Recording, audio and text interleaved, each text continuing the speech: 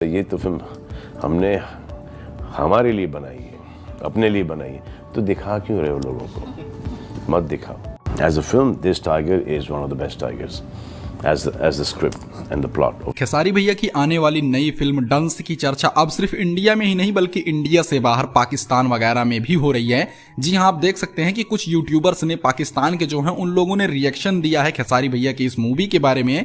तो आप इस चीज से अंदाजा लगा सकते हैं कि खेसारी भैया की इस मूवी से पूरी इंडिया नहीं बल्कि बाहर के देश भी प्रभावित हो रहे हैं, क्योंकि दोस्तों भोजपुरी इंडस्ट्री में पहली बार ऐसी कोई फिल्म आ रही है।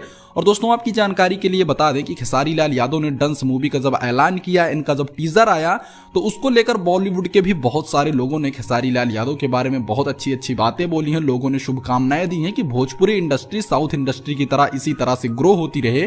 तो ये भोजपुरी इंडस्ट्री के लिए दोस्तों एक बहुत बड़ी अचीवमेंट है कि पाकिस्तान में तो भोजपुरी चलती नहीं होगी, बट वहां पर खेसारी लाल यादव की मूवी की चर्चा होना ये बहुत अच्छा विषय है। दोस्तों ये बहुत बड़ी बात है हमारी भोजपुरी इंडस्ट्री के लिए कि बाहर के देशों में भी खेसारी लाल यादव की इस मूवी की चर्चा है। वैसे दोस्तों खेसारी भैया का ये लुक आपको कैसा लग रहा है, हमको कमेंट करके जरूर बताइएगा।